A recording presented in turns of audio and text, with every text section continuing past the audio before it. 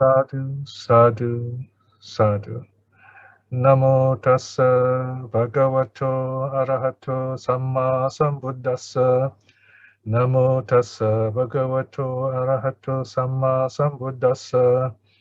Namo tassa bhagavato arahato samma sambuddhassa.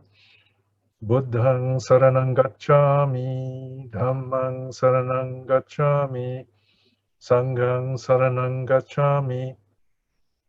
Dutiyampi buddhang saranang gacchami, dutiyampi dhammang saranang gacchami, dutiyampi sanghang saranang gacchami, tatiyampi buddhang saranang gacchami, tatiyampi dhammang saranang gacchami, tatiyampi sanghang saranang gacchami. Panatipata veramani sikkhapadang samadhiyami. Adinnadana veramani sikkhapadang samadhiyami. Kamesu miccachara veramani sikkhapadang samadhiyami. Musawada veramani sikkhapadang samadhiyami. Surameraya Majjapamadatthana Veramani Sikkhapadang Samadhiyami. Sadhu, sadhu, sadhu. Now let us do a bit of sitting meditation. As always, remember at the start, find the most comfortable position, whether you're sitting on the chair or sitting on the floor. Keep yourself balanced. That's the most important thing. That means keep your body upright but relaxed. Your hands or palms together, or on your lap, or on your armchair rest. Balance and comfort so that you move as little as possible. But if you need to move because of pain or discomfort, it's all right, but just keep it to a minimum. Today we're going to do a bit of loving kindness. Loving kindness, we cultivate happy thoughts, joyful thoughts. Here, because I'm instructing you, so I'll use some words. On your own, you start off with some words. When the feeling of happiness and joy and peace arises, then you cut down on the talking. The talking is just to help us feel loving kindness. You can also visualize, if you like, happy moments, happy scenery that you like, maybe a beautiful garden or some place you remember, some event that makes you very happy. If you're thinking of an event like a family gathering, feel the joy, remember the joy, but don't get lost in the details. What we want is the feeling, and we are using those memories, those visions, those pictures in your mind to help you. We'll begin with ourselves, saying some very happy words. May I be well. May I be well. Say it silently. Feel it. Smile. Feel in your body and mind. May I be happy. May I be happy.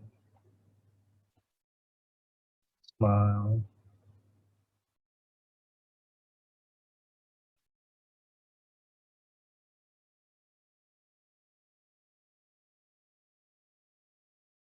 May I be at peace with myself.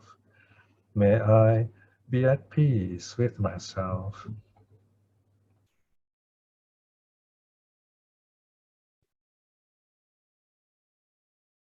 I accept myself just as I am. I accept myself just as I am.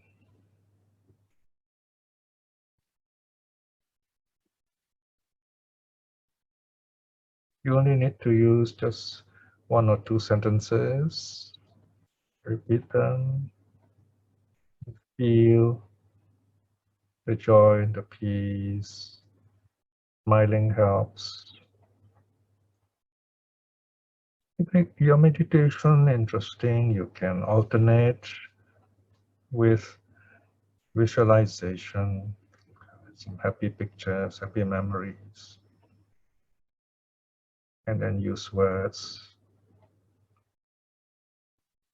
Once you feel peaceful, joyful, keep it that way. Hold the joy, hold the peace.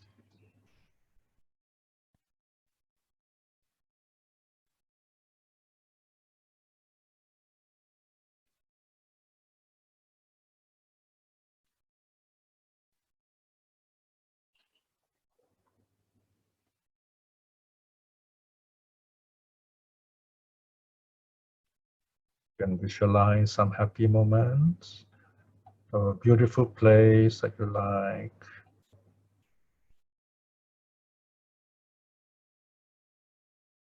Smile.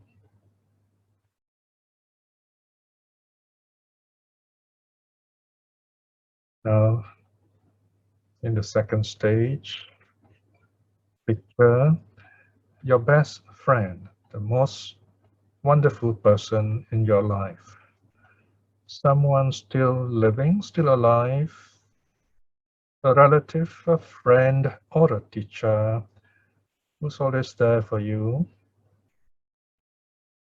Picture this person sitting before you, in front of you, or beside you, happy, smiling. And send your loving kindness to this person, like the way you have done it before,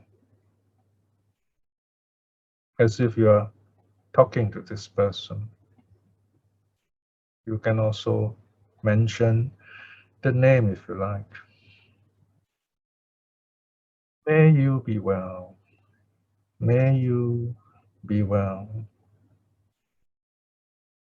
Say the words and then suddenly send the feeling, the loving kindness to this person.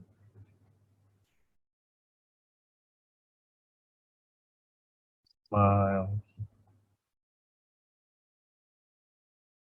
May you be happy. May you be happy.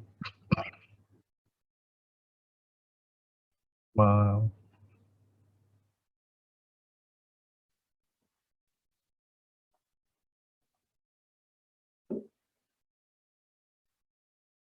May you be at peace with yourself. May you be at peace with yourself. Smile.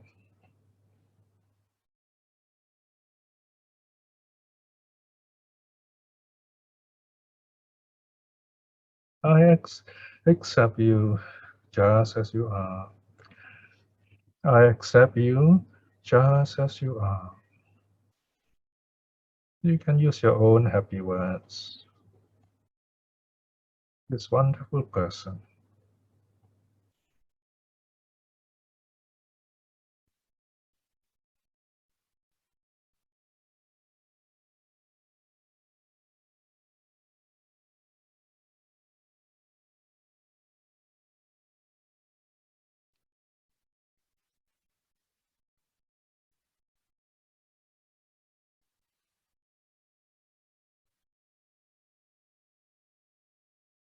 Now visualize a beautiful white lotus, a white lotus flower in the center of your heart.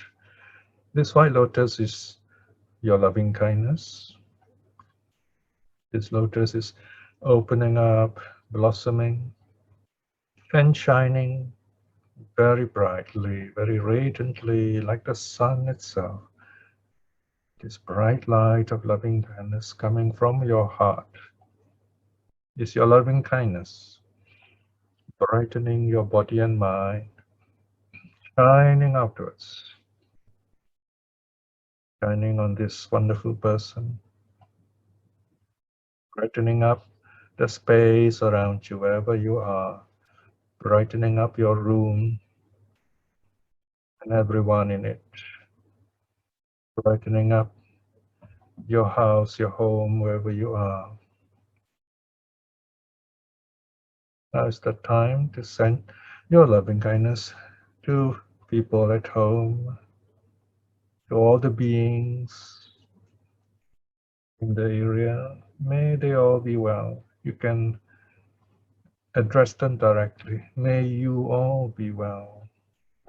May you be happy. May you be at peace with yourself. Smile. You can picture individual members of your family if you like, and wish them well and happy. Feel the joy and the peace.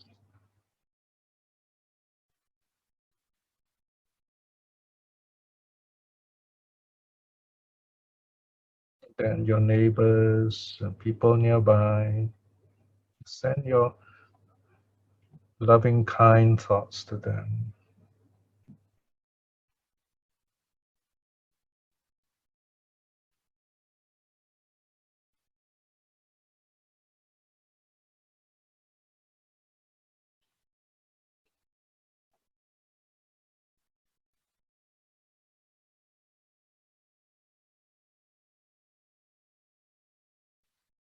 And now I want you to picture everyone here before you on the screen in your mind, because everyone can hear my voice.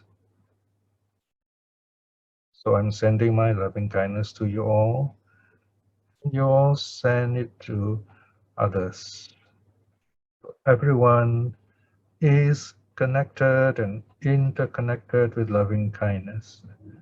A beautiful network of loving kindness all over the world. Little dots of light, little dots of loving kindness all over the world. May you be well. May you be well.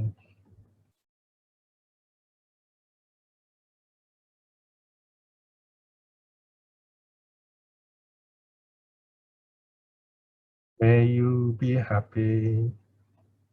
May you be happy.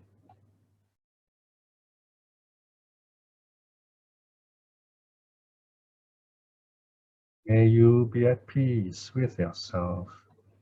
May you be at peace with yourself.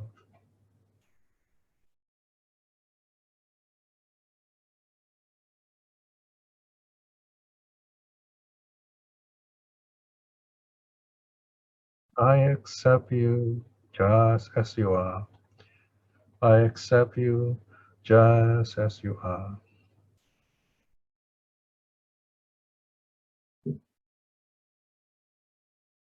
Smile at everyone in your heart.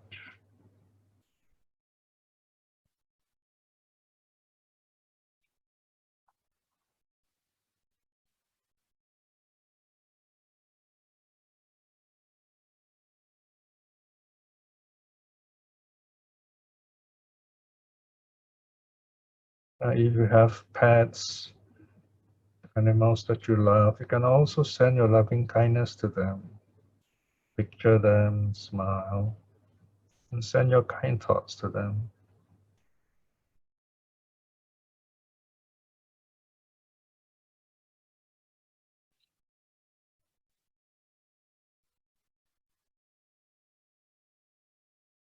Now at this stage, the next stage is the most important stage. when we send out our loving kindness everywhere, breaking the barriers. That means we send out our loving kindness boundlessly everywhere throughout the universe, the totality of our consciousness. We shine the bright light of our loving kindness from our hearts frontwards. Brighten up the front quarter. May all the beings in the front quarter be well and happy.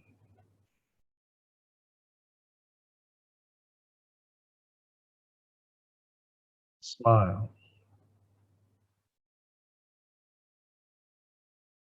May all the beings in the directions to the right be well and happy.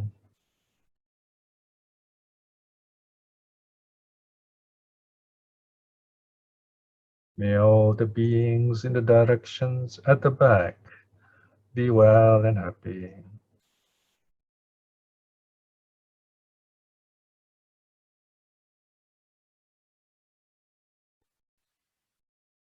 May all the beings in the directions to the left be well and happy.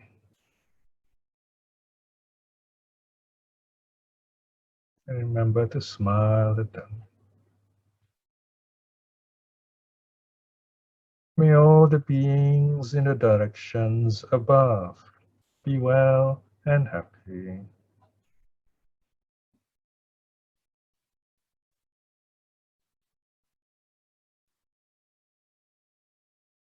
May all the beings in the directions below be well and happy.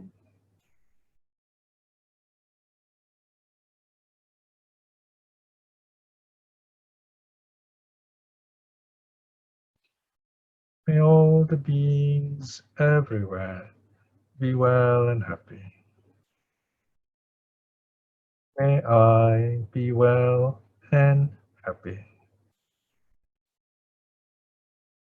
And now bring back all the beautiful bright light of loving kindness back into your heart where it comes from. This is to remind ourselves that this loving kindness is always there in our heart, in the lotus.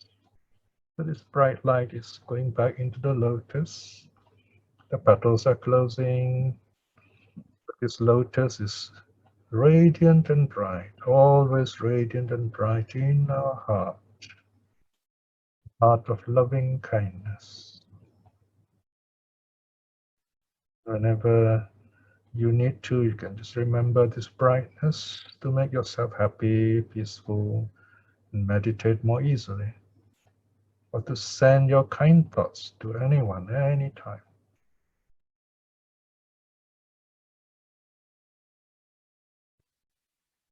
And when you are sick or in pain, use this bright light, shine on that part of your body in pain. Shine throughout your body. Although our body may be sick, let not our mind be sick. When you heal faster, you stay healthy. Now we come to the review period. Remember the peaceful moments, joyful moments. Remember them, how good they feel. This will help you in your future meditations or whenever you need inner peace. Review your practice.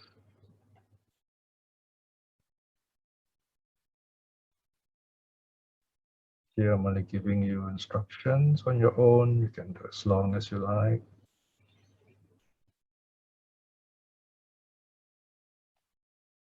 If you have any difficulties, also remember them and how you're going to improve your meditation. So the next time you sit, you are more prepared. This is your review.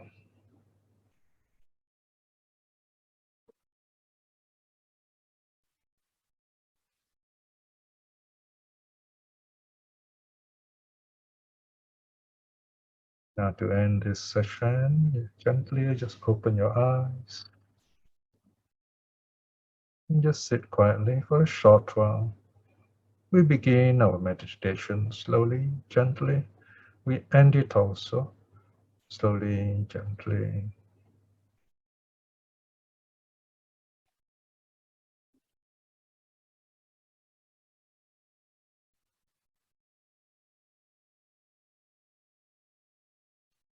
Sadhu, sadhu, sadhu. Okay, very good. Now we will start. So, see it now? Yes. Very good. Right, so now this is our 7th lecture or 7th lesson. We're looking at the path, right? The Eightfold Path. Now remember, when we say the Buddha's teaching is a path, it means we journey on it. We put in the action. And to go on the journey, we must also prepare ourselves, bring enough food, clothing, things like that. The most important thing is we got to keep on moving, okay? So we have done quite a lot of lessons. We have studied the right view, right thought, right speech, and now today we've gone to right action. We are right in the middle of the Eightfold Path. This is limb number 4, limb, or in Pali it's called anga. That is the factor, if you like. So I'm following the sequence as traditionally given in the suttas. So let's look at this Eightfold Path again, just to kind of by way of review. Where do we get this? Let me see. Okay, here we are. I have a problem with my screen. So now we're looking at the right action. That's number 4. The right action is cushion in between right speech, which we did the last time, and right livelihood the next lesson. So it's 3, 4, 5. Okay, so these 3, they are a set, and they actually form the first training. The first training that is in moral virtue. So in other words, we begin our practice as Buddhists with training in moral virtue. What does that mean? Moral virtue refers to our bodily action and our speech. We need to refine them in such a way so that they help our meditation. That's the meaning here. We keep the precepts. Right? Today we're going to look at right action, so that we don't feel bad, we don't feel guilty, we don't start thinking about it, and we can't meditate. We want to feel happy keeping the precepts. You need to be filled with loving kindness. It helps when you have loving kindness to keep the precepts. You are kind, when you have love, you don't want to kill, you don't want to steal, you respect people, right? So this is basically the essence of moral virtue, being good. But this is only the beginning. Okay.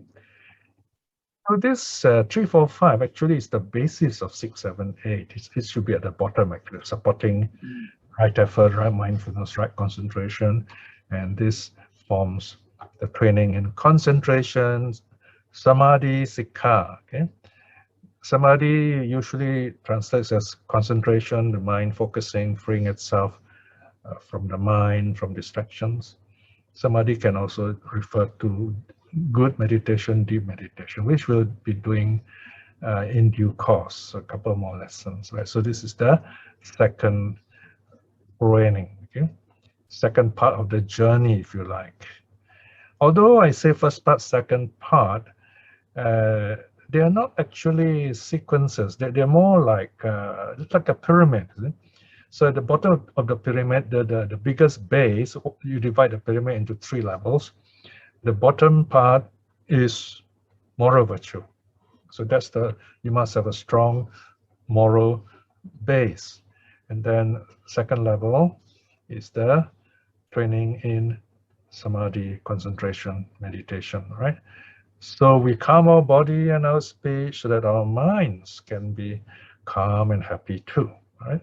And then these two together, they work together to help in the the third training, so that we get right view and we have right thoughts, or we have right intention, if you like.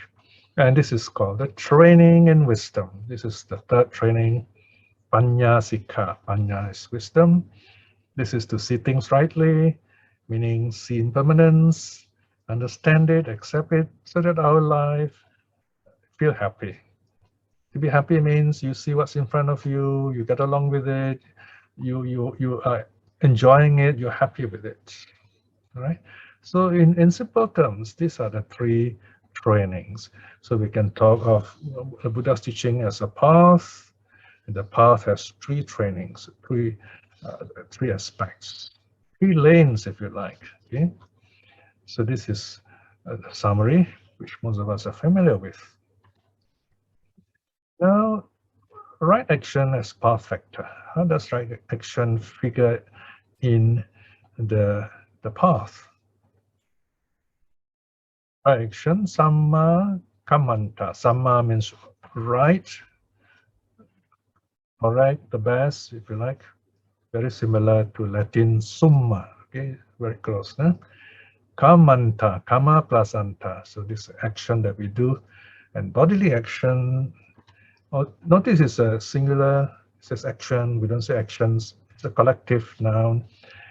We have what are called the three doors of karma.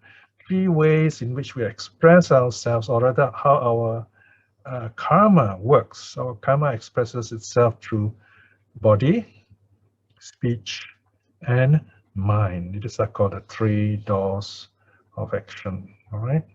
There is bodily karma. In fact, when we talk about bodily action, refers to bodily karma. Then there is speech karma. Technically, speech karma also comes in the body, but we keep it by itself because speech is very important. It's how we communicate. And so we are breaking up all these terms so that we know what the parts are, and then we put the parts together, okay? And have a bigger picture.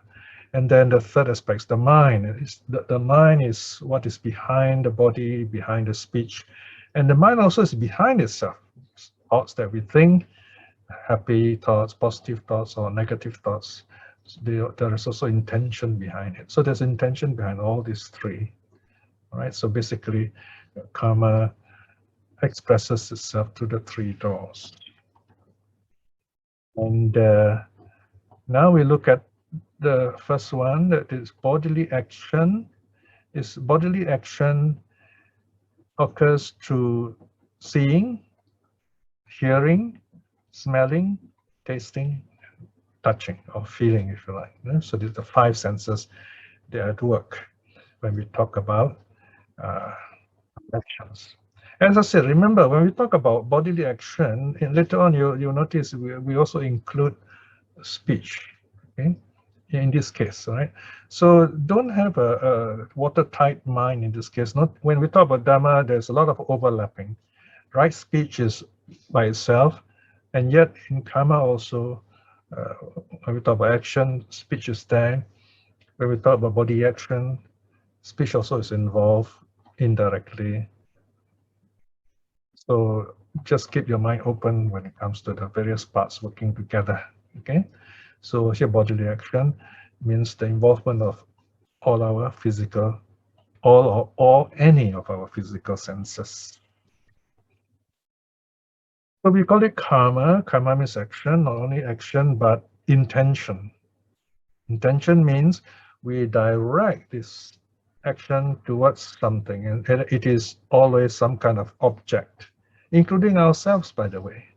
We sometimes, like when we do loving kindness, we direct loving kindness to ourselves, so we are the object, or we direct it to someone else, okay? So intention is just that. So in a sense, as long as we are awake, the karma that we do is intention, that there is goodness, badness in it. So that's why we have to be mindful. We have to be happy, so that we have good intentions when we act. And remember, even when we do it unconsciously, unknowingly, it is still karma, you know. So we cannot say, oh, I did not know this, and then someone, suffered. See? So this is a very tricky one. I'm not saying that we are wrong all the time, but what I'm saying is the karma does act, although we are not aware of it. As I mentioned earlier, it's like a butcher who habitually kills. He gets so used to it that he doesn't think about it, and he thinks, he doesn't think he's killing, he doesn't think about the pain, animal sufferings, so he thinks that it's all right, right? When there is no intention, it is different. Like, for example, you are happy and you are doing something good for people. That is a good karma. Okay, so we cannot really say no intention, because only the Arahat, the Buddha, has no intention. We all have some kind of intention all the time, either good or bad. Okay, so this is one of those things we need to know. That's why we got to keep our minds clear and with loving kindness. Okay, now we're looking at the 3 roots of karma, and also the 3 doors of karma, presented as a plant. So this is a very apt metaphor. You have the ground, which represents like our mind, if you like, and then you have the above ground, which is the body, or our being, rather. Our being based on the mind, which is underground. And remember that the 3 roots are also further rooted deeper in the unconscious. Okay. First, let's look at our being, our body. Our whole being actually is body and mind. But so here we have the mental being, which is below ground, and then we have the physical being. Okay, except in the case of karma, you have body, speech, and then you have mind. So the mind, mental being, is also included part of it. So in the case of the plant, you see half of it is underground. That half represents the roots of karma. That is, you can see greed. It is when we act because we are drawn to something, because we like it. And there is hate. Hate is dosa. Greed is lobha. The hate is when we don't like something, we push it away. Okay, we're also acting in that way. And very often we do not know what we're doing. So that is delusion. Okay, so we just keep on acting like that. So and these 3 roots, greed, hate, delusion, are in the preconscious. In other words, we kind of we can plan before we act. But these 3 roots go deeper into the unconscious as lust,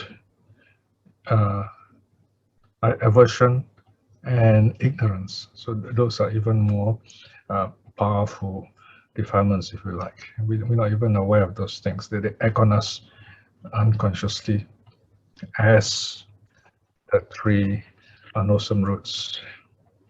And through greed, hate, delusion, we act with the body. Through speech, we talk, and then through the mind.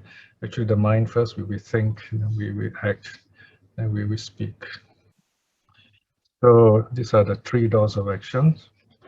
And we can also talk of these 3 doors of action in terms of time, past, present, future. So you multiply by 3, you get 9.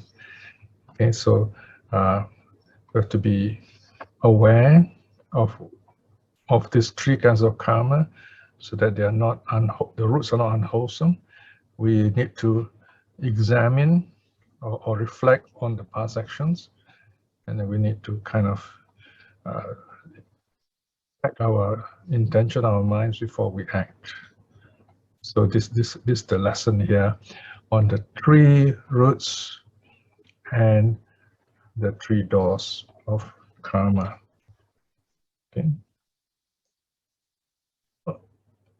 When we talk about karma, we talk about both action and non-action in a manner of speaking, because karma can be something done or something not done. So that is why karma is, although action is a correct translation, but a better one is intention. Okay, because sometimes because of our intention, we don't do anything, and that also constitute there is a result. Someone can suffer because we don't do something.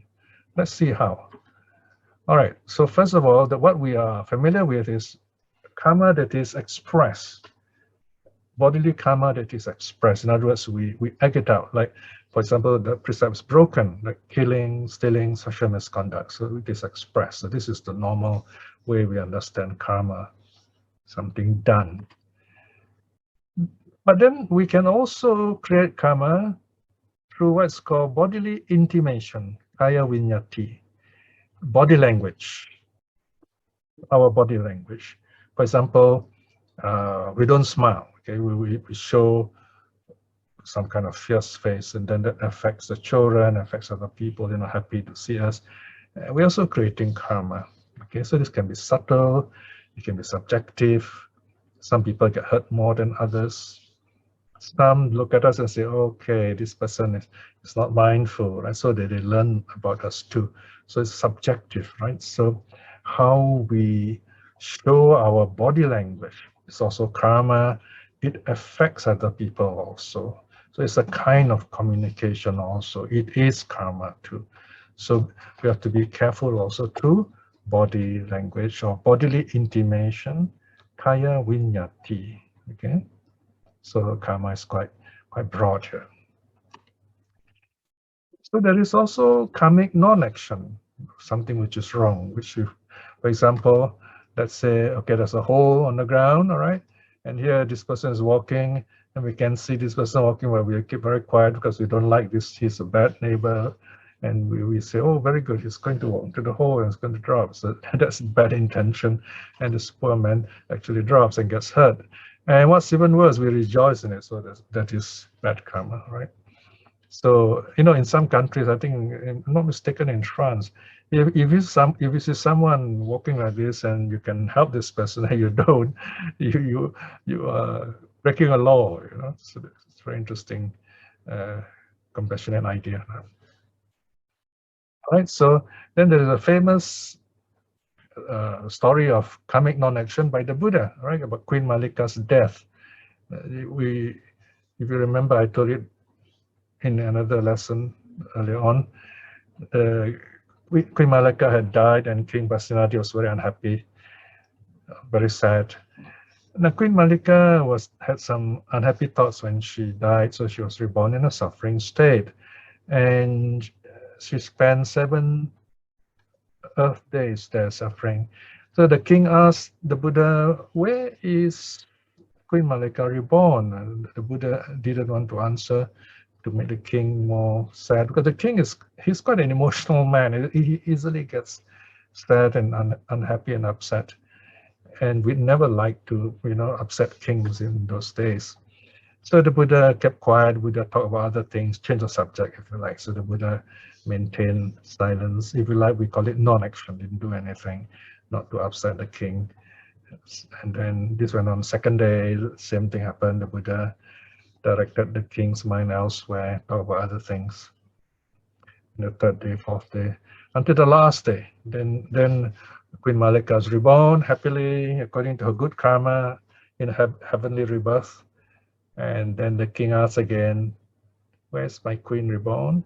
And then the Buddha says, oh, well, she's reborn happily in one of the heavens, okay? And the king's happy. So this is an example, a story about how we should be kind to people, how we tell the truth. It doesn't mean telling the truth and simply saying anything we like.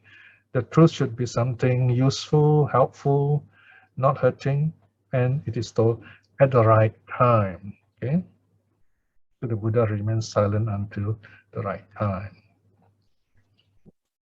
Now, when we look at karma as a whole, we can see we can categorize 10 of them into 3 sets.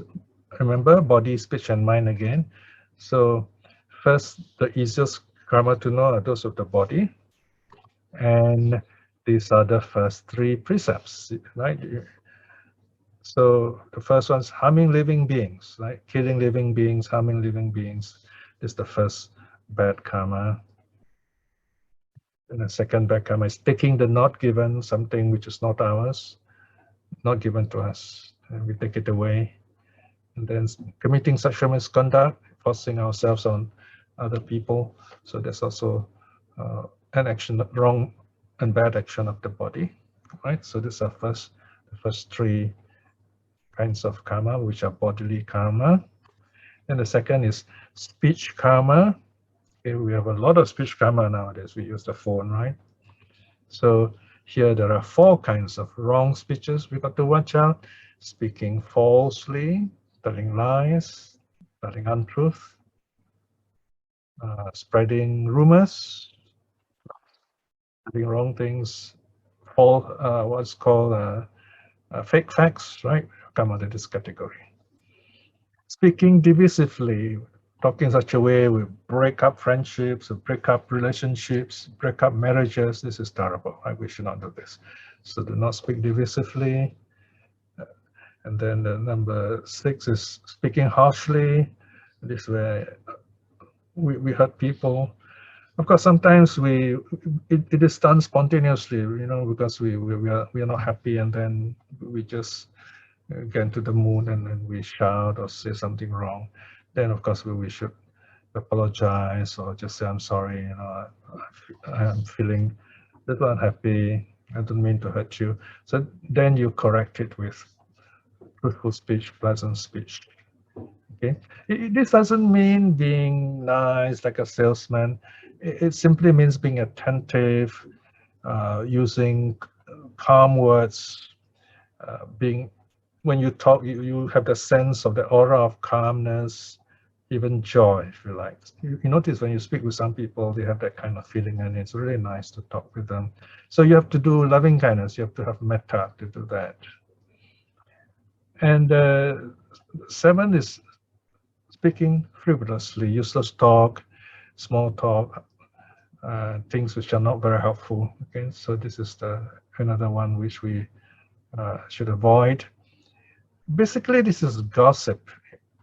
When we talk with children, in a sense, they are frivolous. We talk with children to make them happy, so we don't regard that as frivolous talk. The intention is very important. So when we talk something simple, like telling a fairy tale to the child and it's very happy, that's not frivolous talk. Okay. When we talk something funny to the child or funny to anyone for that matter to make them happy, it's not frivolous talk. Frivolous talk is gossiping. It is talking something which is not beneficial, not helpful. On the contrary, it's actually going to mess our minds up. It's going to make us worry and think unnecessarily, and then our meditation will be affected. So the idea is not to do that. All right. So there you are. These are the 4 wrong speeches we should avoid. And then the third set is the mind. Here, there are 3: coveting other people's possessions. So this is like, we see other people have nice things, we also want that. But we don't know what is whether these are good or not. I mean, they may appear good, but we don't really need these things, right? People tend to want other people's things because of status, because they want to show off the idea that they're better than others, and so that's not very helpful. Okay, so we should not wish to have what other people have in that sense, right? Of course, there's nothing wrong in telling yourself, oh, I get this idea, this is a good way of improving something, and then you get that idea. That is all right. Okay? Here is simply wanting something because others have it. That is not good, not right. Number 9, having a mind of ill will. This is the opposite of loving kindness. Okay, we just feel angry and violent and unhappy towards other people. That's not good. Okay. Number 10 is the most tricky of all, having wrong views. The problem is very often we do not even know that we have wrong views. That is why we need to study suttas and study the Dhamma, then we know what are the wrong views and how to correct them. And more importantly is why and how did we have such wrong views. That will tell us the conditions that cause us to have those kind of views, and we correct the conditions that then we correct our views also. So this has to do with the mind. Okay, so this is the third set of actions. These are wrong actions. 10 of them: harming living beings, taking the not given, committing sexual misconduct, action of the body, speaking falsely, speaking divisively, speaking harshly, speaking frivolously, wrong action of speech, coveting others' possessions, having a mind of ill will, and having wrong view. Now here, although we say view, it's a collective term, okay? It's a kind of attitude we have, it's a wrong idea. So this has to do with the mind. Now, let's look at the positive aspects of the 10 kinds of good karma now. So first, as usual, we start again with the body. The first thing we should cultivate is to show love and compassion through our body, in action, in other words, being kind to others through our actions, bodily action, all right? You can't just do something. There must be this mind of loving kindness, wishing others well. Compassion, you see someone not well, they need help, and you stretch your hand out. That's called compassion. Compassion also means being kind to people when you don't need to. When people are not kind to you, but you're kind to them, that's compassion. Okay, so this is through the body. Okay, we show it through our body. Then number 2 is a practice of generosity, by giving things to make people happy, sharing things, making them feel good, not to show that we're better than them, we're richer than them, but this sharing is a kind of appreciating their being, their existence, feeling good that they are there. Okay, so this is a kind of interpersonal kind of gesture, okay, of generosity. Okay. Then number 3, notice number 3 is again sexual misconduct, right? Because you can put the first 3 action, remember, right? Killing, stealing, right? First is to counter killing, we practice love and compassion. Number 2, to counter stealing, we practice generosity, giving. And now to prevent, correct sexual misconduct, we practice contentment, right? We are contented with ourselves, our partner. We feel joy in our relationship, right? When you feel joy in your relationship, you feel happy, and that makes your relationship more meaningful, more complete. And you will practice celibacy. At times when you feel like it, you can practice celibacy, like going on retreat, or when you're doing meditation. Celibacy helps because this one is you focus your mind, you give your body a rest, the senses a rest, so to speak. Yeah. So this is that aspect of the bodily actions. Next, speech. Okay, so here the first is opposite of lying is to speak the wholesome truth, wholesome truth telling, timely truth telling. All right. So remember, let's say if you're a doctor, someone is really sick and is going to die. Doctors are they have very good training, so they won't simply tell this person, sorry, you got 2 more weeks. They will somehow say, don't worry, you just stay calm, you're going to be all right, so to make this person feel confident, because we don't know really what will happen. The future hasn't come. So wholesome truth telling, timely truth telling. Unifying words, right? We talk about the good aspects of people so that the A will see the goodness of B and they they remain friends. They become better friends on your account. And that's really wonderful karma.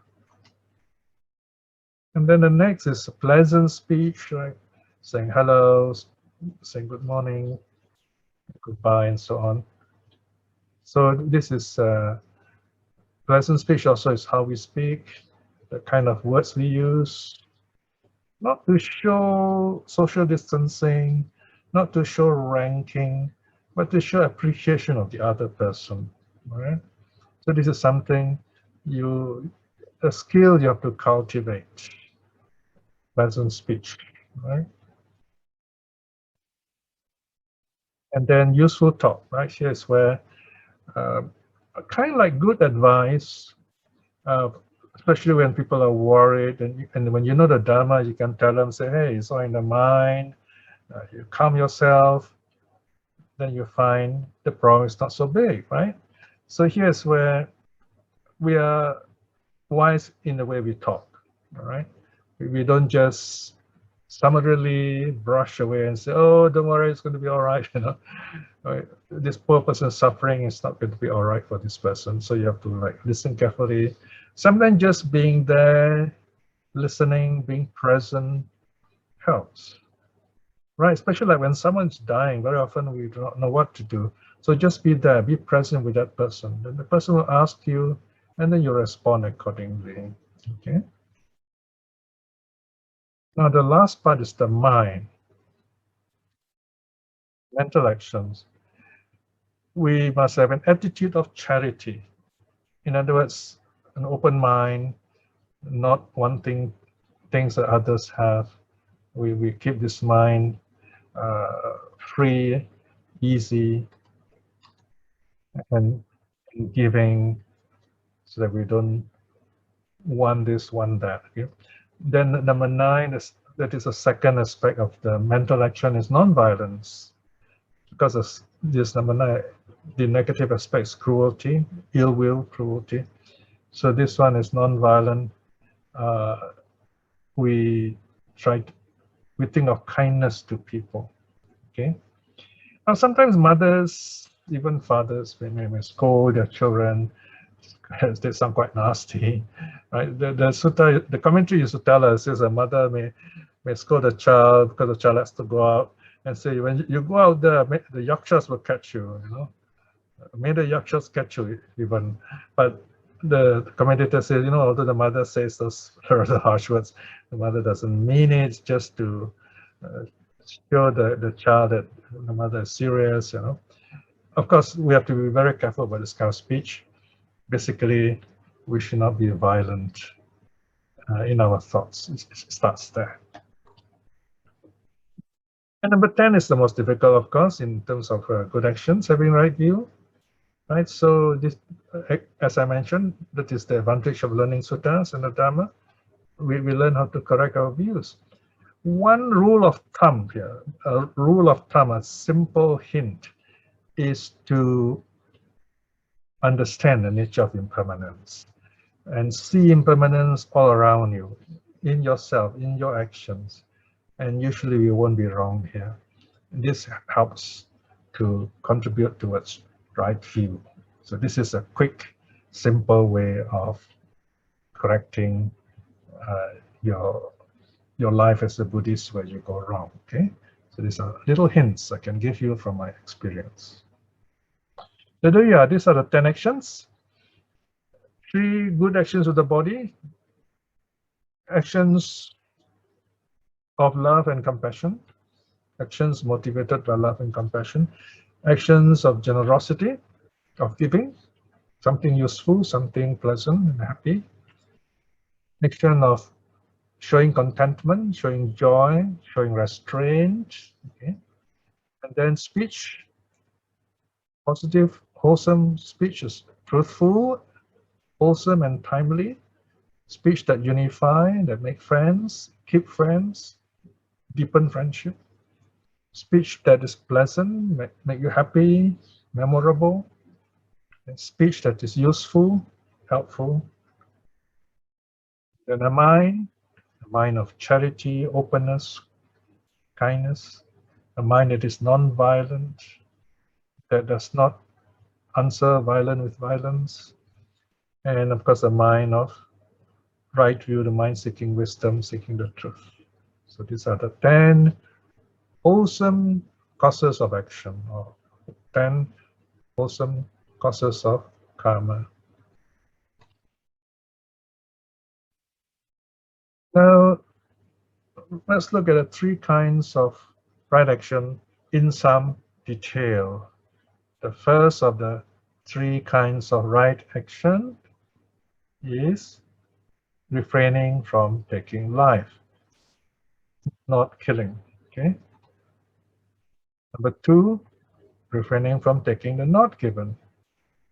This is a second precept. Number 3, refraining from sexual misconduct, from forcing ourselves on others. Or when someone says no, even our partner says no, we should respect that, right? We should maybe talk about it, you know. Okay, so these are the 3 actions. So now, there are 2 suttas where the Buddha talks about the 3 kinds of wrong action. One's called the Salayaka Sutta, M41, and the other is called Sanchetanika Sutta, A10.206.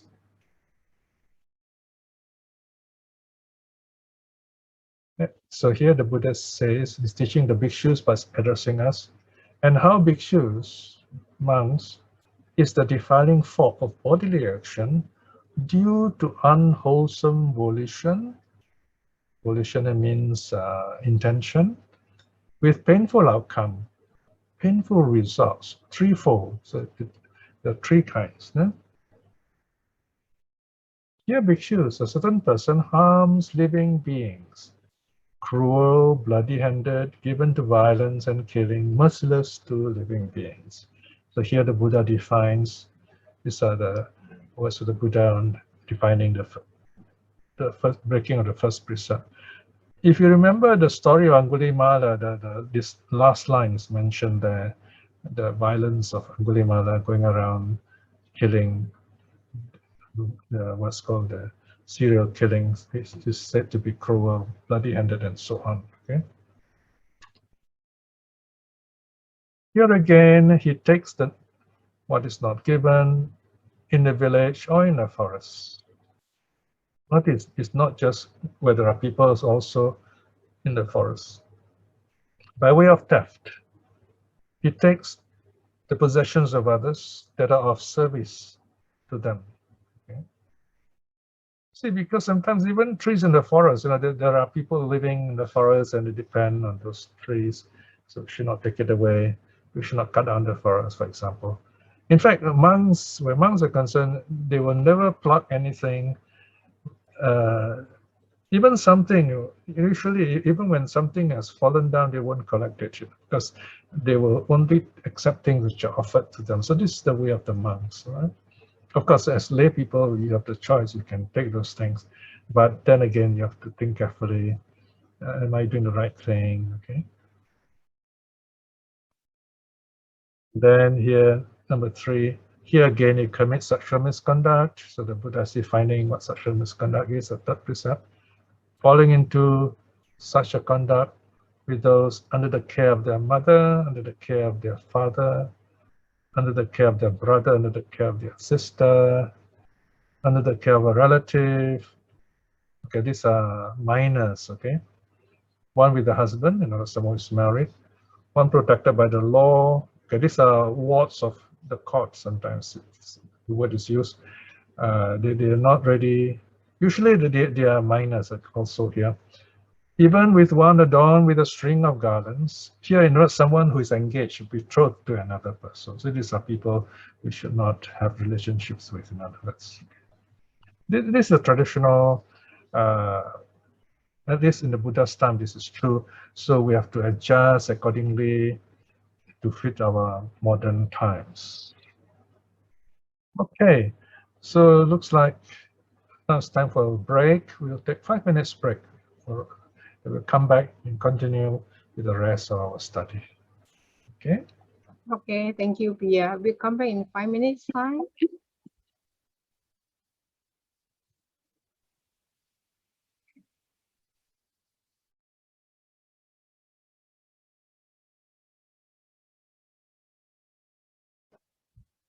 Meanwhile, brothers and sisters, if you have any question, you can type in the chat box.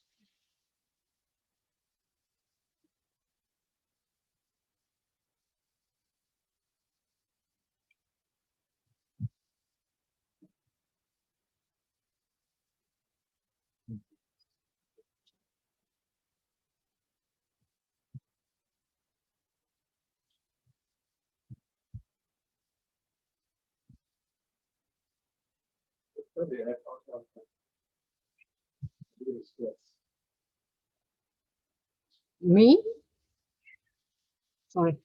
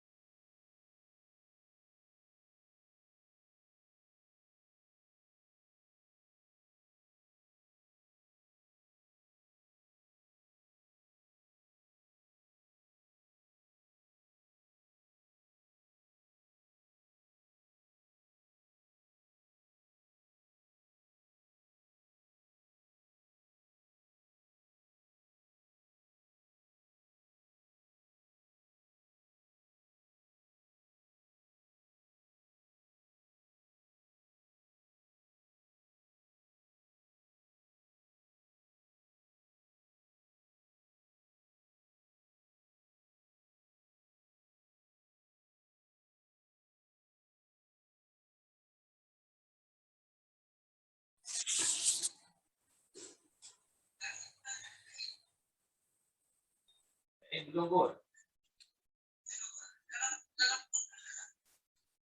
Itu apa dia? Dia belum lagi kan?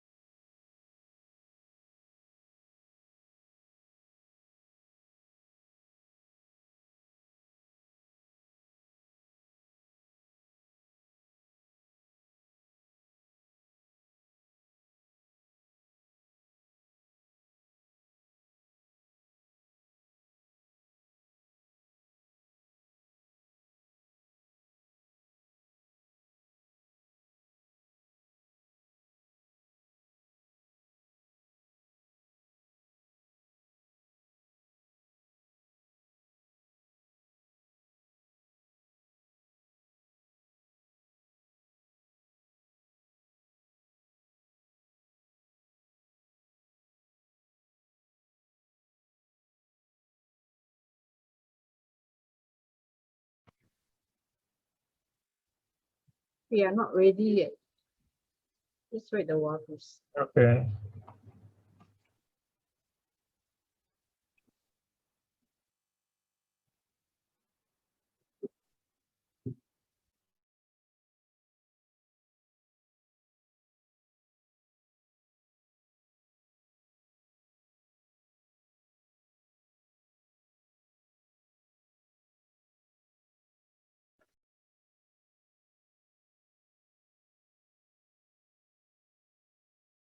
Okay, let us continue now. Now we're going to look at each of the 3 bodily actions in detail. So this is a very important section. Why we should not kill, why we should not steal, why we should not commit sexual misconduct. Okay. So the first one is refraining from taking life. Now there are what I call constituents, sambara. In other words, what are the conditions that come together and completes the action of killing. Okay, so this is psychological, as well as social and karmic. There are 5 aspects or 5 constituents of killing a living being, and all these 5 parts or 5 conditions are present. The action of killing is complete, the karma is complete. First, there must be a living being. Okay, there is this living being or living beings, okay, single, even one. Start with counting 1 living being. Okay, and then second constituent, second aspect, second condition is that we are aware, we know that it is a living being. Okay. So in other words, if we're not aware, then in that sense, there is no intention. Okay, we're not aware, and there is diligence. In other words, we have not been careless. It's very important that we should not be careless also. Okay? So here, second constituent, we're aware that it is a living being. And thirdly, there is intention. It is very important. This intention means either greed, hate, or delusion. So always one of these 3. Of course, here you may think of, what about mercy killing? You know, mercy killing, of course, maybe there is no greed or hatred. We don't know, but definitely there is delusion because we think that we have the right to kill, you know, so that is quite tricky, right? So in the end, who decides? Okay. And then number 4, condition 4 is the effort to kill, a weapon use or pressing the button and so on, right? And then the 5th one is the consequent death of the living being. So you can see these 5, they are connected almost sequentially, right? But they work together. When all these 5 conditions are present, the act of killing is complete, the karma is complete. If one is missing, usually it's not complete. Let's say number 4, action is not made, the person only thinks about it but didn't do it. But it's still bad karma, bad mental karma, in other words. But it's not carried out, so it's not so bad. Okay. Of course, if there's no intention, then the effort would not be carried out. Okay? Or if the effort is carried out, probably for something else, and then it doesn't bring about the killing, so that is another story. So all 5 must be present. Okay. So why is killing wrong? So this is a bit of my own thinking. If people ask, why is that so? Then we can explain. We say that's because life is of the highest value to all living beings. So this is the rationale. Okay. In other words, we can ask ourselves this question. We look at the 5 precepts. The first precepts against killing.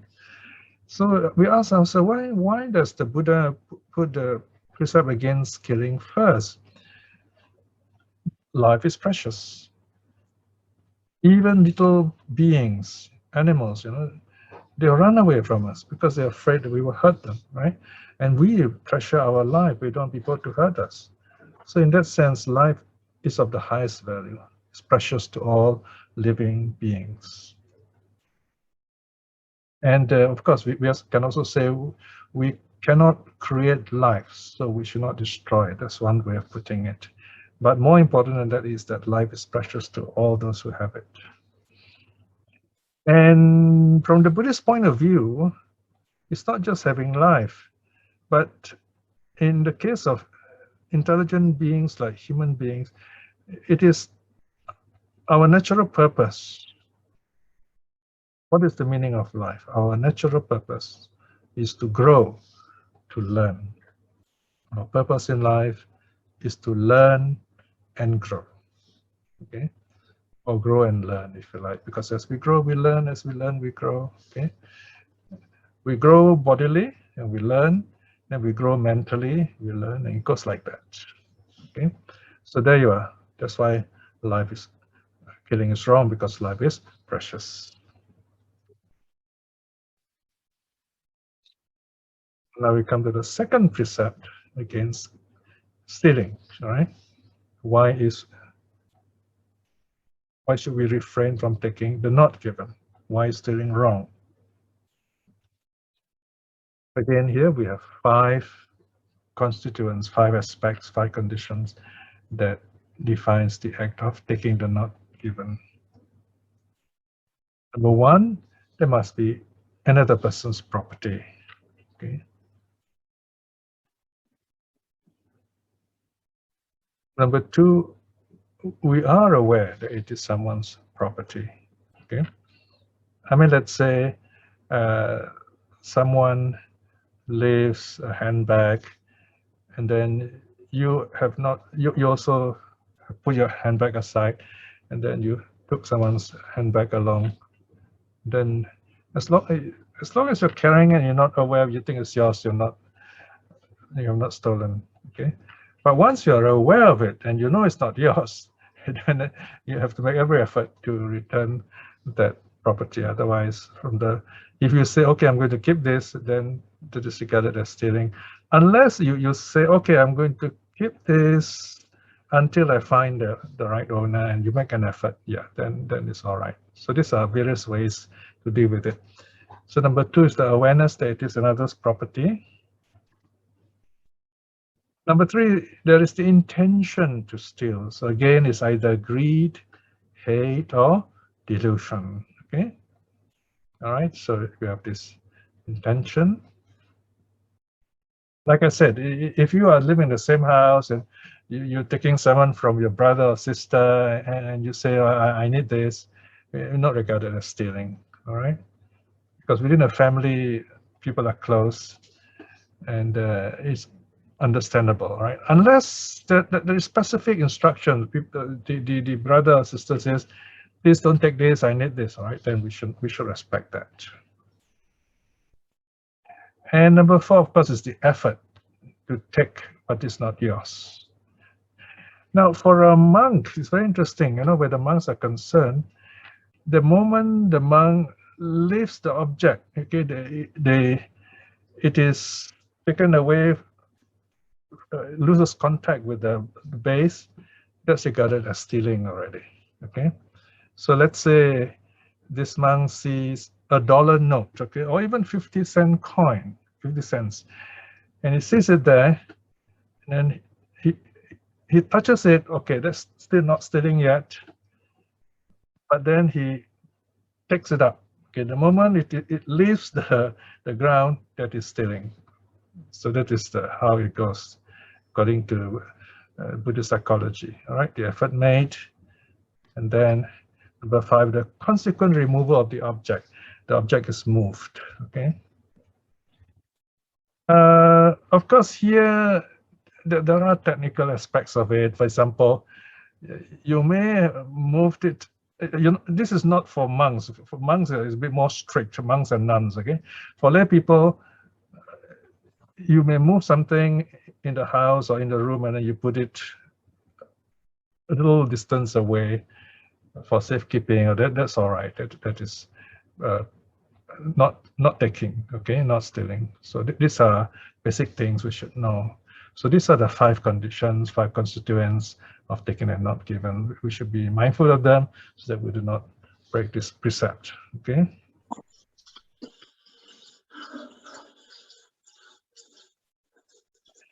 Now, why is stealing wrong? So there are 2 reasons here. The first is that if everyone stole, then no one would work. But there's a story in the Aganya Sutta, for example. People started stealing in the early days, and instead of working, so then there are social problems regarding that, so they had to deal with it. So this is also the argument by some philosophers like Immanuel Kant. So it says that it's important people don't steal. So when we work, we value our efforts, and we get money, and we use the money to buy things for ourselves, right? And that brings us to the next reason. Okay, so reason number 2. Stealing is taking away another's happiness, because when we work, we earn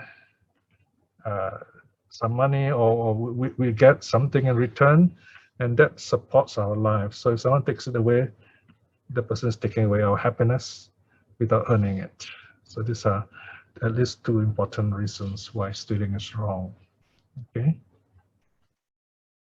Of course, I've given a very general introduction here. You can ask questions, and we will look into details of certain specific examples.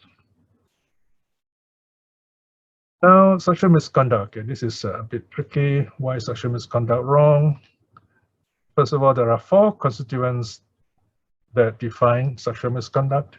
The first is there is a forbidden person, someone we should respect.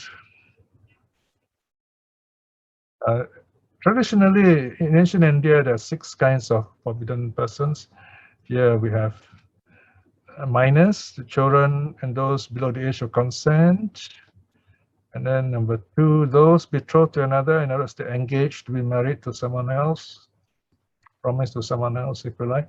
Number 3, they're protected by the law or state. They're called wards of the state. So they're not ready for marriage. They're not independent yet because they're still underage. So Buddhism is in an important way against child marriages.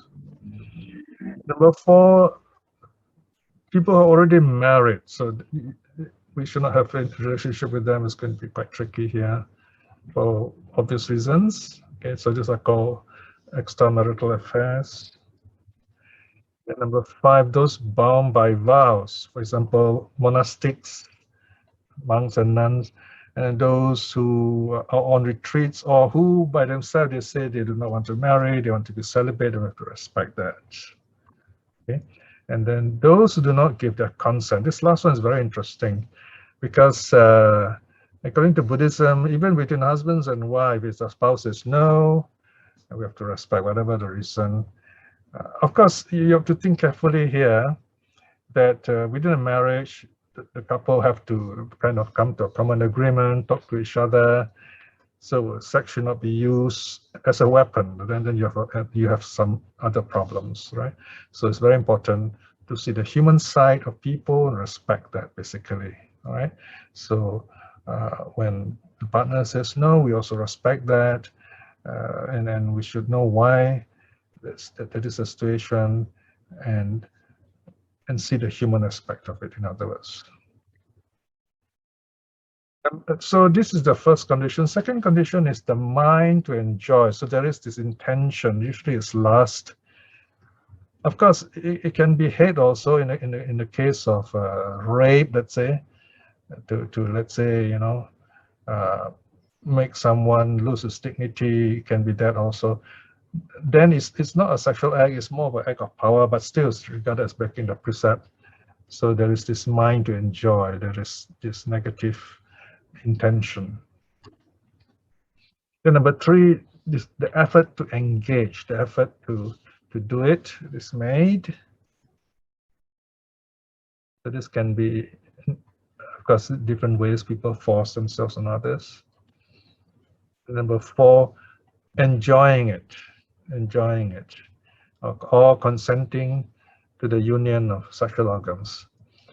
There are stories here. For example, some nasty people raped a nun. Okay, but this nun is already attained certain levels, and she does not consent to it. She does not enjoy it. So, in that sense, she's pure. For her part, she did not break the precept. Okay.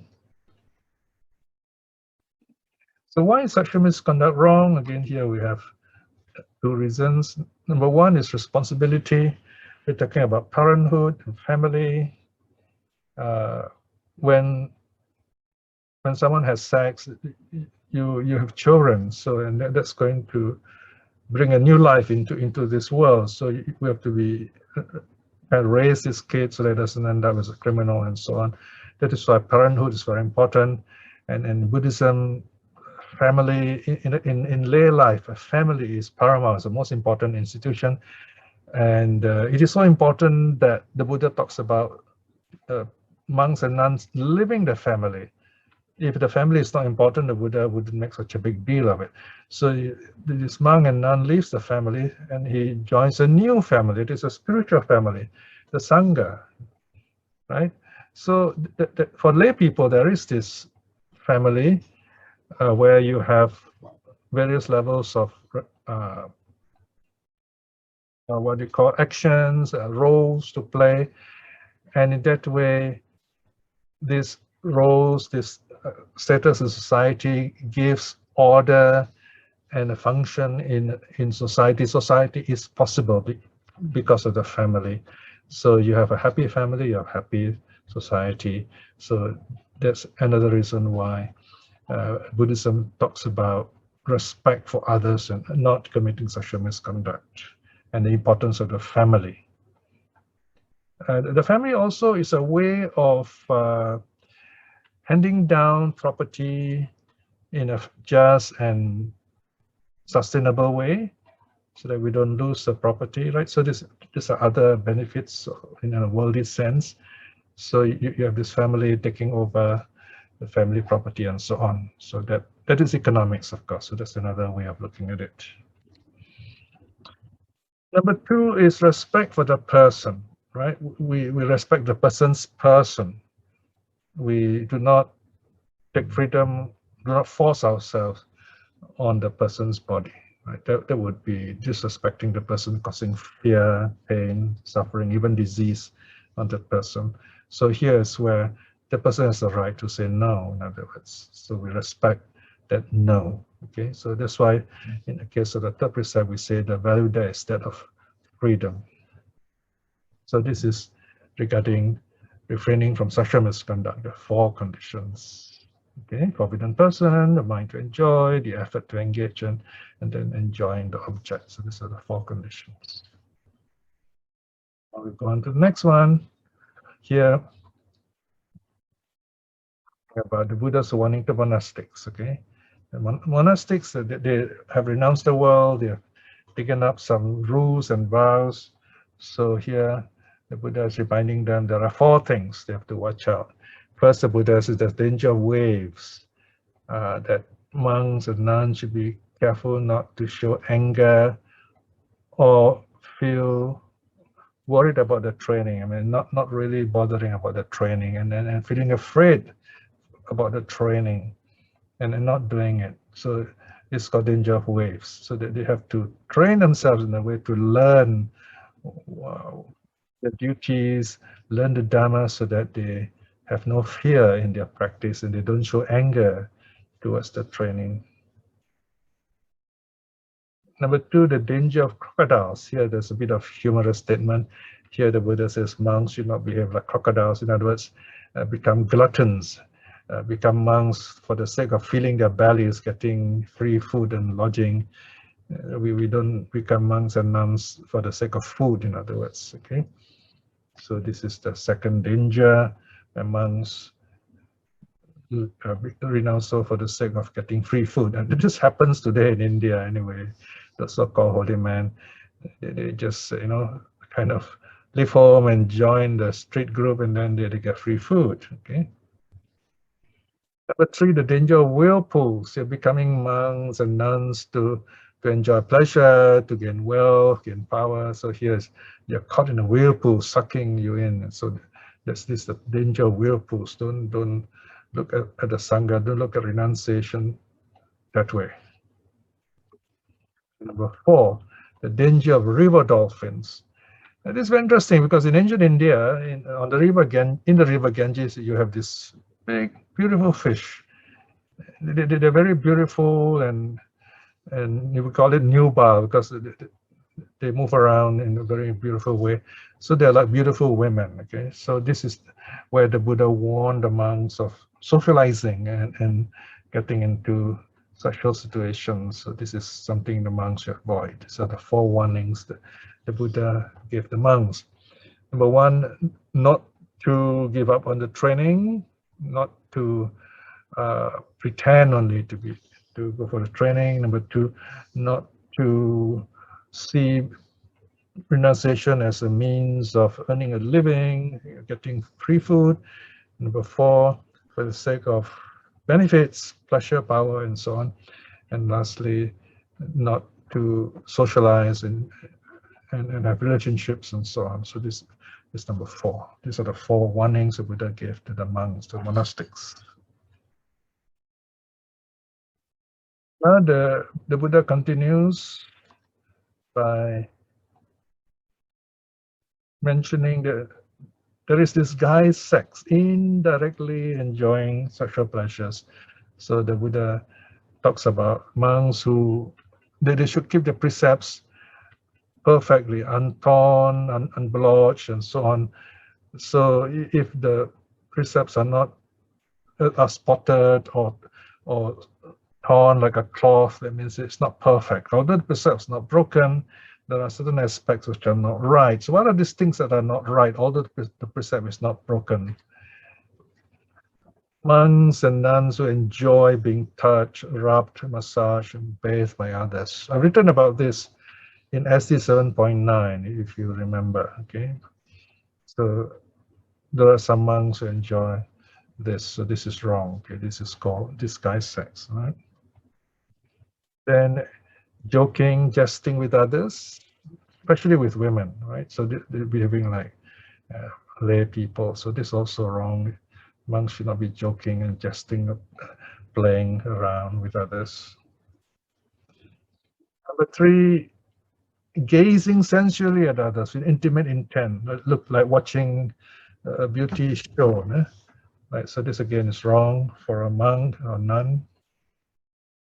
Number 4, listening to lay people, especially women, talking, laughing, singing, crying. So here again showing a interest in how lay people behave. So this also is wrong. It's regarded as Metuna Sangyoga, okay, disguised sex, in other words.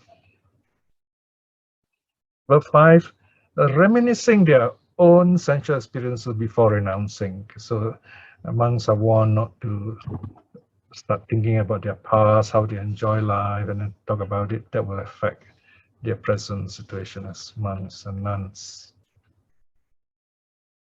Then number 6, watching lay people enjoying or being serviced with sensual pleasure. So here, of course, in India, ancient India, this is quite common. You see it in the streets. So here, of course, it will be include watching shows, okay, that are of this nature, right? So here again, the Buddha is warning the monks and nuns not to do this. Now we as laymen, we should know this too, because so that we don't encourage the monks and nuns to in such wrong ways, right? Now number 7 is very interesting. You might ask yourself, what's it got to do with sex? Aspiring to be reborn in the heavens among the devas. So here the Buddha says this also is like disguised sex. So we can also say this is against coupling, all right?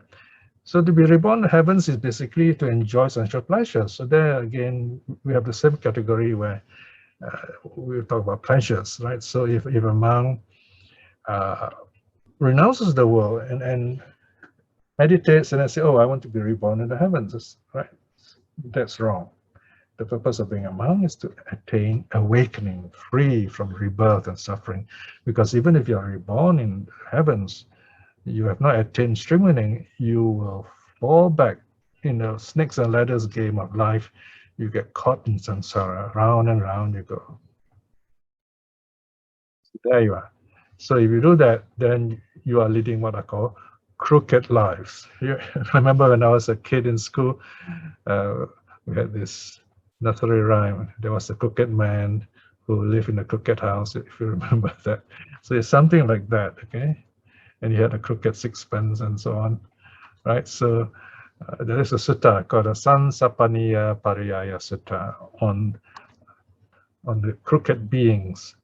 These refers to beings that crawl and creep with their body, creeping, crawling animals. Those who creep and crawl with the body, with speech, with mind, they will end up in that kind of life. So here, crawling, creeping refers to dishonest actions, immoral actions, unwholesome actions. So here the Buddha says his bodily action is crooked, his verbal action is crooked, mental action is crooked. So his destiny, his rebirth also will be crooked.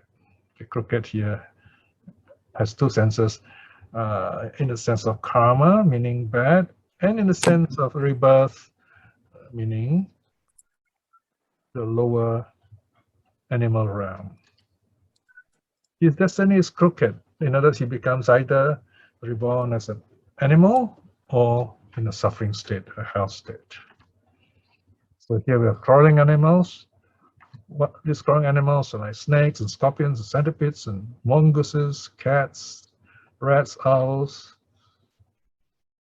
They're all animals that crawl or creep away on seeing humans, right? So they always live in fear, in other words, and then they get harmed, they get hurt, they get killed very easily. Such indeed it is, says the Buddha. A being's rebirth is due to the being, to his action, right? Notice a being's rebirth is due to the being. So the second being here can mean the person himself.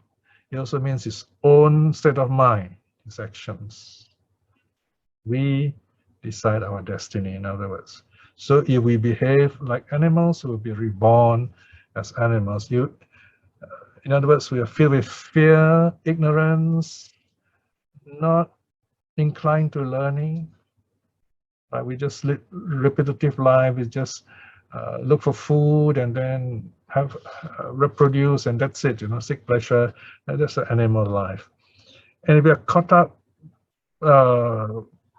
addicted to certain things in life, and never having enough of it, like collecting money but never really enjoying it, collecting pleasures and never really enjoying, collecting things and never really enjoying, then we end up as a preta, as a ghost.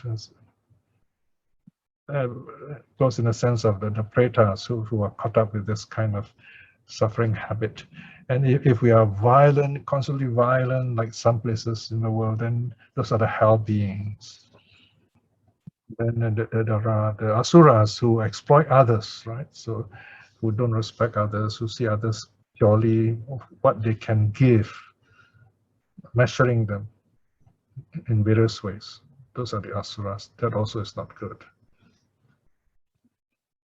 So here the Buddha continues, as he acts, so he is reborn. Right? The way we act now will kind of give us an idea of how we will be reborn. When reborn, sense contacts touch him. So we're affected by what happens to us around us. So I say, bhikshus, beings are heirs to karma. So that's how karma acts on us. By our action, we become those actions. Right? So it's not just karma are not just fruits. We become what we do. And the karma is our habits, and it stays with us. So that's karma of the creeping and crawling. Now here we have a beautiful teaching by the Buddha, where he says the Sangha is like a deep ocean. The ocean deepens gradually. Here he's talking to this person, Paharada. He says, just as the great ocean does not associate with the dead, the carcass, the great ocean would quickly carry it to shore, wash it onto land. Right, so here you see a dead whale being pushed away from the sea onto land. So too, Paharada, the Sangha does not associate with a person who is immoral, of bad character, of pure and suspicious conduct, secretive in deeds. Not a recluse but pretending to be one, incelibate but pretending to be celibate, rotten to the core, lustful, and filthy by nature. In other words, not a true renunciant. The Sangha will push out this person, okay, the true Sangha that is. The Sangha communes not with such a one, but having quickly assembled, it expels him. Even though he sits in the midst of the Sangha, yet he is far away from the Sangha, and the Sangha is far away from him. Now, this teaching also found in the series called the Uposatha Sutta, which I'm translating right now, actually, in volume 59. So here, a monk doesn't keep the rule, but remains a monk. He gets expelled, and he doesn't want to go. So Moggallana physically takes him out and throws him out of the monastery. So this is where the Sangha has a way of throwing out people who don't follow the rules. And in modern time, we call it excommunication. So in other words, they do not want to have anything more to do with this person because this person doesn't keep to the rules of the Sangha, doesn't keep the rules of the Dhamma, doesn't keep to the rules that the Buddha gave. So it's not really part of the Sangha, of the spirit of fellowship in the Sangha, in other words. Okay. The purpose of joining the Sangha is to practice, is to keep up, to cultivate moral virtue so that we can meditate and free ourselves from suffering. So here we have a very beautiful story about a young monk. He is a very good-looking monk. He's probably the handsomest of the monks, but he's a very serious practitioner. So he finished washing one morning and he's drying himself in the sun in the forest. And there is this beautiful deity, a forest deity, a wood nymph, if you like, who had been his past spouse, perhaps, or partner in the past life. She sees him and she falls in love with him. So she goes up to him and say, oh, you know, you're still young and good looking, we should spend time together, and you know, time flies, you know, we grow old, things like that, you know. So this female deity was trying to entice this young monk. Then this young monk replies and says that he is not interested, you know, he wants to practice. For Awuso friend, the Blessed One has declared that sensual pleasures are time-consuming. So there's a bit of humor here. In other words, when we get involved in sensual pleasures, you get caught up with it and it takes away a lot of your time, and you're not going to have time to practice, to listen to the Dhamma, or even come for a sutta gathering like this. And it's much more than that. You get involved, you know. So sense pleasures are time-consuming. Here you see this young monk meditating, and because sensual pleasures are time-consuming, it makes us full of suffering, full of despair. And the great is the danger therein, there are other dangers waiting. Whereas in the case of the Dhamma is visible right here. You can see the Dhamma right here, impermanence, if you practice it. It happens immediately when you practice it. Inviting us to come and see. It's open to others also. Whether they're Buddhists or not, they can still come and see. You don't need to declare yourself a Buddhist. It is accessible. It's open to everyone who try it, everyone who is sincere to learn. You can access, you can reach the Dhamma, you can touch the Dhamma. But it is to be personally known by the wise. Each of us have to practice for ourselves, and we have to direct our mind, use our intelligence, and build our wisdom, and from there understand deeper as we go along. So the Dhamma is known by the wise. So we have only by studying, by learning, we become wise. So we need that aspect. We cannot keep on saying, oh, the suttas are difficult, I don't want to study it, you know, it's too deep, I can't study it. Then we will never be wise. We will be like animals. We're going to be reborn as animals because we do not want to learn. But there you are. We come nearly to the end now. So here is where the Buddha has something pleasant to say, something happy. There is a kind of pleasure that's not to be feared. In the Mahasaccaka Sutta, the Buddha talks about the middle way. Neither sensual indulgence nor self-mortification brings awakening. So two extremes. One extreme is enjoying bodily pleasure. The other is torturing the body, right? The Buddha knows these two don't work. He has tried them as a bodhisattva, but there is a middle way. What is that middle way? He says, I fear not the pleasure that has nothing to do with sensual desires and unwholesome states. Even as a 7-year-old child, he was meditating under the jambu tree, and he attained the first jhana. So he was a kind of natural meditator, if you like. He started quite young. And he recalled this. He remembered this is actually a very good state because his mind is free from the body. So he realized there is a way there to calm the mind, to open up the mind. So, in other words, if you free your mind from your body, you can tame the mind, you can calm and clear the mind and use the mind to direct it to awakening, to nirvana. Then we have, for the lay people now, okay, now we talk for the lay people. Many of us, many of you have families, you're married, or you have relationships. So we are lay people called karma bhogi. Notice what karma means: sensual pleasure, sensual pleasures. Bhogi, those who enjoy. Karma bhogi are those who enjoy sensual pleasures guided by moral virtue. Keep to the precepts. So in other words, lay spirituality is possible. You can still lead lay lives and keep the precepts, and even attain stream winning and once returning. Even though we have families, we have children, we run businesses, and we have relationships within the spirit of the 5 precepts.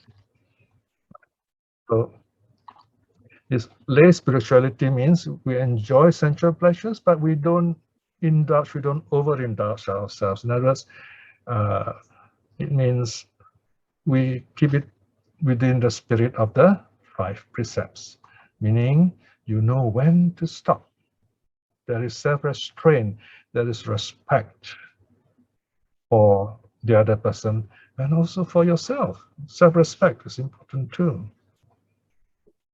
And number 3, there is a perception of impermanence. Even as you enjoy all these things, you reflect, you say, oh, these are impermanent. And wisdom comes from those things that you are doing, from those worldly actions comes wisdom of impermanence. Reflect on the impermanence of all the things that you go through. And in doing so, you are following what the Buddha has advised us to progressively attain higher distinction. Here, the Buddha means we should at least progress a next step in this life, meaning attain stream winning. That is the meaning of ularang pubbena parang visesang, distinction. Attain that next step, stream winning. And once you attain stream winning, you build it up slowly until you attain Arahathood awakening in due course. So take the next step, the Buddha is telling us. Don't stop. Move ahead, keep moving, don't stop. Okay? Then we'll progress. Because if we stop, then we will suffer. So here, in a way, we can say the precepts teaches us to stop doing bad deeds, say no to bad deeds, yes. Samadhi, mental training, teaches us to move on, continue, build up our minds. And then wisdom sets us free. That's one way of putting it, okay? And so with that, we end our talk, finally, okay? So now, question time. Everybody, please turn on your videos for Q&A now. Okay.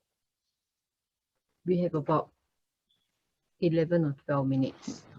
Yeah, it's quite a long study today. Yes. Okay, I'll read the first question from Mayang. In the case of a doctor consoling and comforting a patient with kind words like, you will be okay, don't worry, etc. When, to the best of his knowledge, he knows that the patient might die soon. Would this count or not count as lying? Or should he perhaps inform the family in some way so that they can start making proper arrangement accordingly? Thank you. As I mentioned earlier during the talk, I said a wise doctor would not simply tell the truth which the patient is unable to handle or manage, because fear and that would hasten the death of the person. That's not skillful at all. So he's trained to talk in a way which will, in a sense, make the patient comfortable. I suppose, yeah, the doctor would be, would be allowed to speak to the family.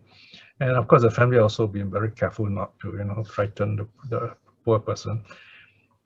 There are cases, of course, where the patient is wise and strong and says, tell me it's okay, I'm not afraid.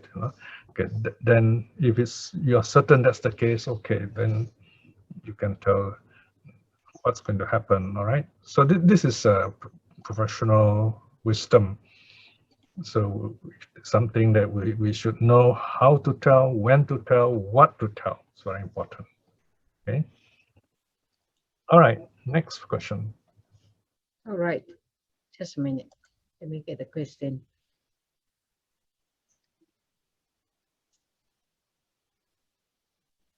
All right. Next one is from Rachel. Rachel asks, stealing is wrong, but in a Robin Hood type of scenario where someone steals from the rich to feed the poor, is it wrong? Is it still wrong? Stealing is still stealing. So here you have various kinds of karma. See? So the fact that he steals is wrong, and he gives and helps the poor, that's good. So you have this amazing, interaction of good and bad karma. And at the right time, when the conditions are there, the different fruits will ripen. You see, so karma is very complicated. It's not like, you don't know when the karma will ripen, but once it happens, it never rains but fall, as they say. Okay, so we have to be very careful not to allow the negative conditions to arise, and all this bad karma will ripen, and then wow, you have this thunderstorm, and we are really going to suffer. All right, so that is why we want to create these good conditions to prevent any bad karma from ripening. All right. Of course, this is not an easy thing, but speaking to you as lay people is different, okay? In the case of a lay person, you have to decide to what extent should you do a thing, all right?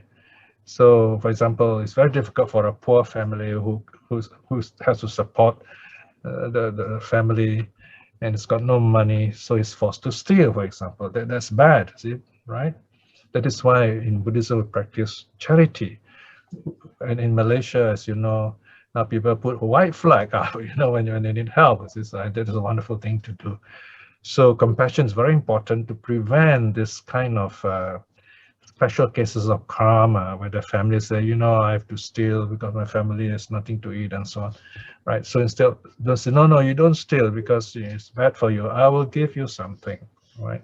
So that's why compassion is very important. If we can prevent that kind of bad karma, it's a wonderful thing for you to do by showing charity, provided you are wise enough to know it is the real thing and not a con job, okay? Not something, a con that is being used to gain free food.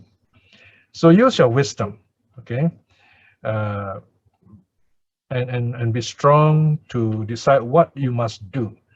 I must be careful not to say things that it's all right, when this is the situation, I can't say that. Then I'll be encouraging you to create bad karma.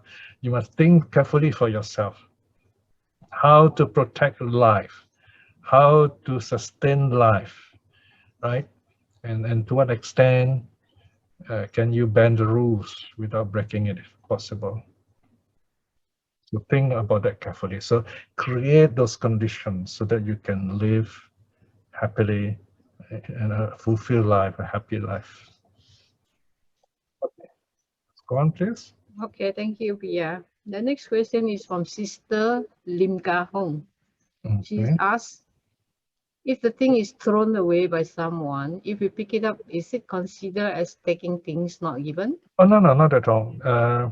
Yeah, this is very interesting because in Buddha's time, there is like a kind of custom, Let's say a family just had a child, and then they wipe the child with this cloth, and this dirty cloth, they don't want to keep it, and then they will throw it away. Sometimes they just throw it outside the window along the road and say, may some holy man collect this, and may we reap the good karma of this.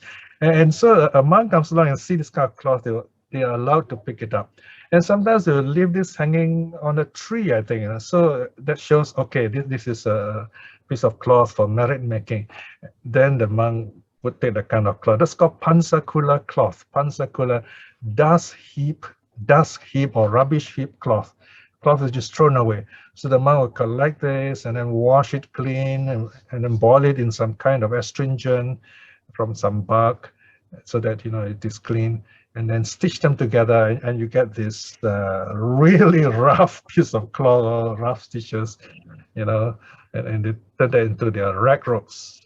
Okay, so yeah, so that one is allowed. It's a very beautiful practice in ancient India for the monks anyway.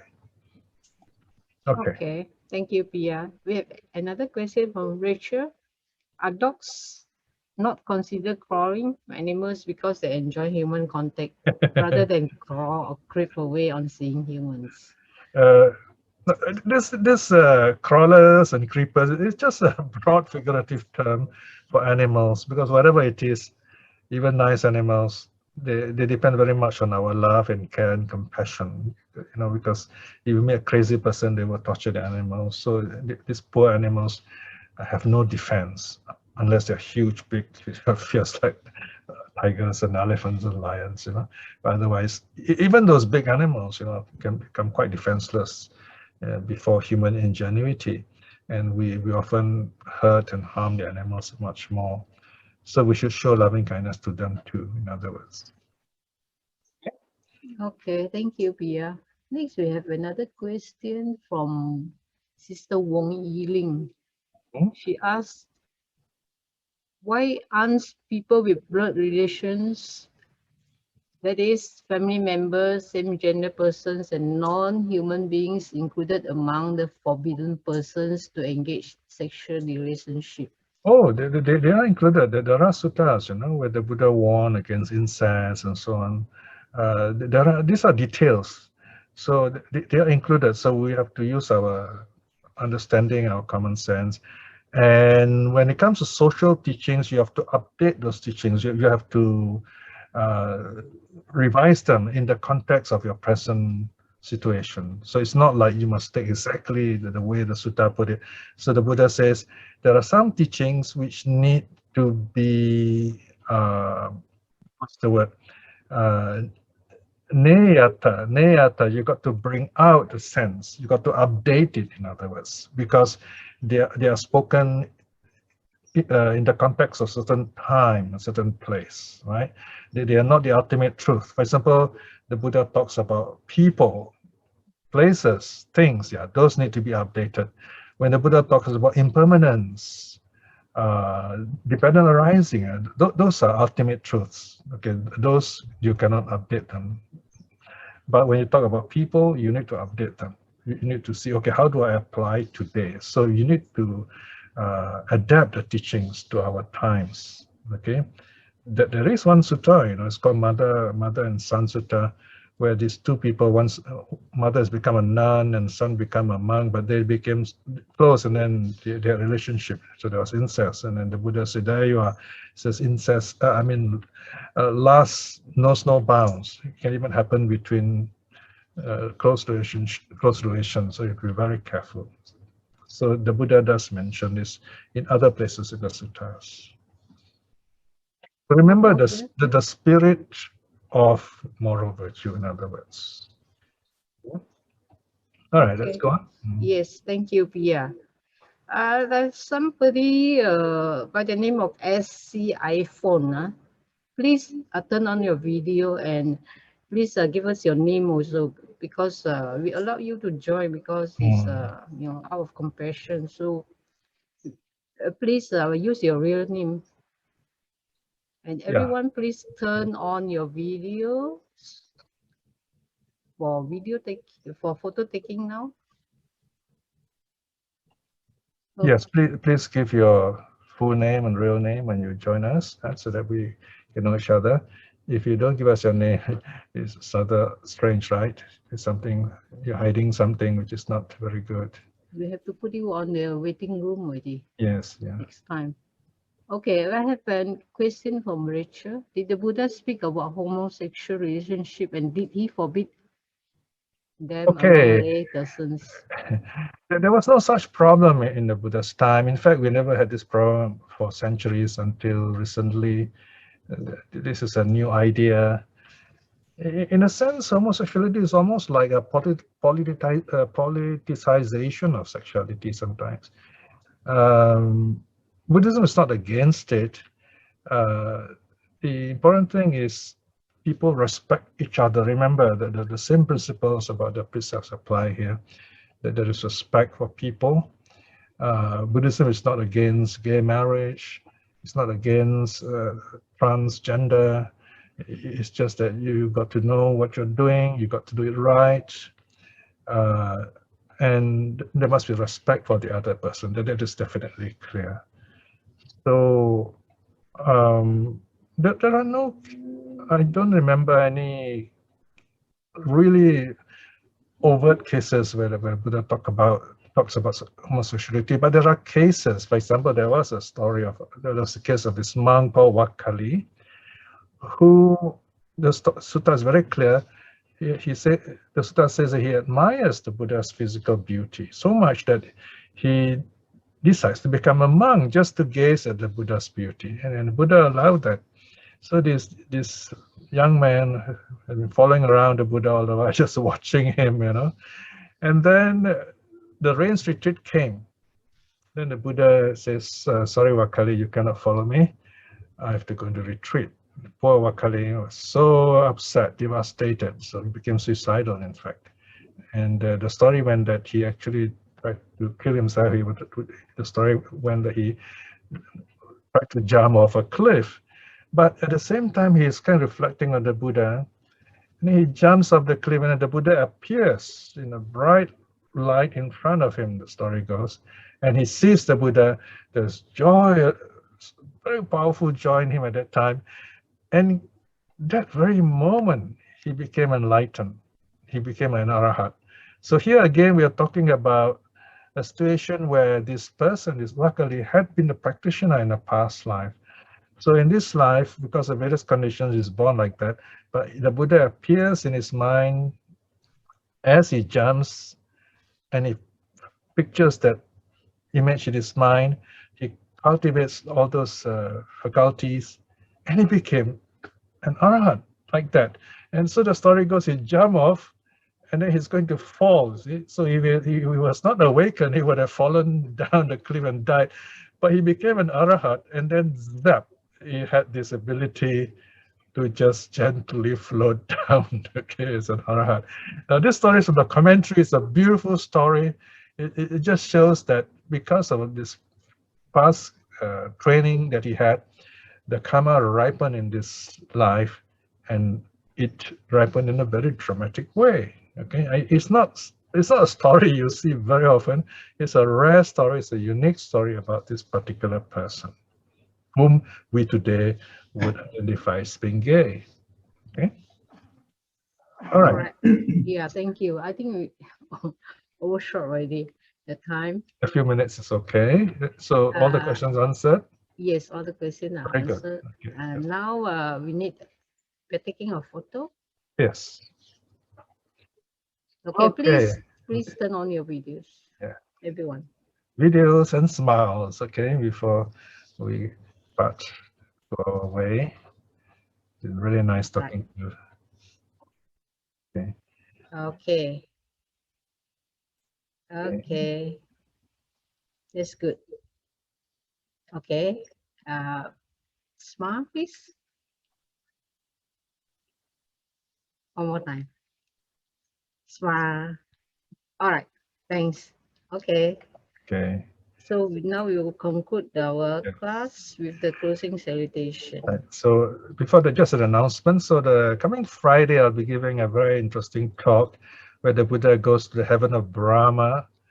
And Mara also goes there. There is this Mahabrahma, this powerful god there. So it's a triangle, Buddha, Brahma, Mara.